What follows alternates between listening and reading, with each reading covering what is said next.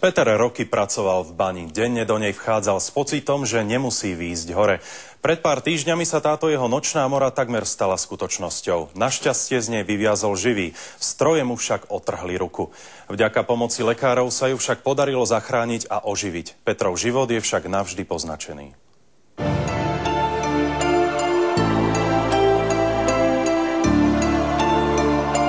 Baníkovi pri úraze prakticky otrhlo pravú ruku v oblasti zápestia. Po nehode bol presvedčený, že z neho zostane doživotný invalid.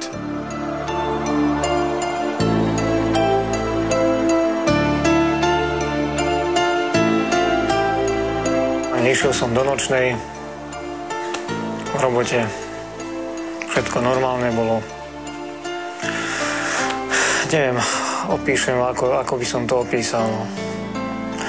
Nešťastná náhoda, ja si to myslím, že tak. V noci syn sa nezvykol budiť, v tú noc sa budil. Akože zobudil sa presne o 3/4 na 13, strašný pláč a som si tak hovorila, že iste sa nič nestalo. Sú to len zlé myšlienky, na ktoré myslieť nesmiem.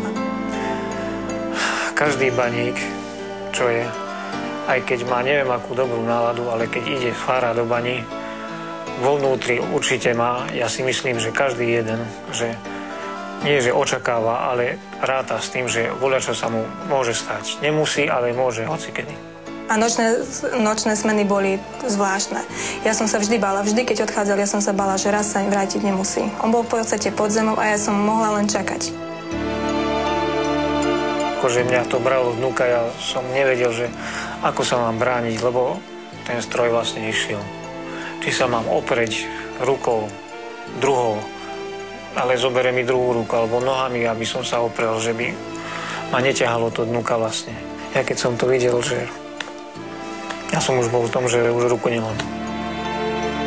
A vždycky prišiel domov o 6, najpozdejšie o 6:45.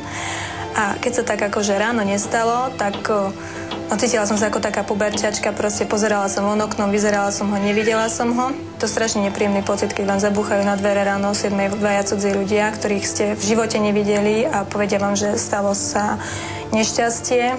V prvom rade som chcela vedieť, že či žije. Bola som strašne ďaleko, nemohla som za ním ísť. Od 1,5-ročného dieťaťa nemôžete ísť ďaleko. A aj keby som tam bola, nevedela by som s tým urobiť nič. Musela som to všetko nechať na lekárov. Už tú ohybnosť, že aby som ma nečakal, lebo jednak, že aj v bani sa voľade niečo ostalo ešte v tom kolbe, z toho skolbu. Aj oni museli dať čo, neviem čo z toho vybrať, lebo sa to nedalo použiť. Takže mi vravia, že asi o 10 cm bude mať kratšiu ruku, ak sa im to podarí vlastne. Predpokladáme, že dosiahne tá končatina taký funkčný výsledok, aký dosiahla pred úrazom.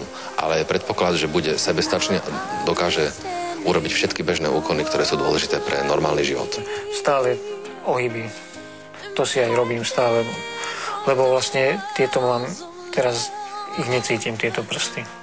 Žijú vlastne, ale nemám citu vôbec. Takže môžete ma pichnúť, alebo dačo by som necítil. On je zase taký dosť bojovný, takže som si tak hovorila, že bude niečo robiť ľavou rukou a čo nebude vedieť, tak ja mu pomôžem. Touto cestou ináč by som sa chcel poďakovať vlastne hlavne v prvom rade tým spolupracovníkom, čo sa podielali o hľadaní mojej ruky, lebo si myslím, že to nebolo až také ľahké nájsť tú ruku.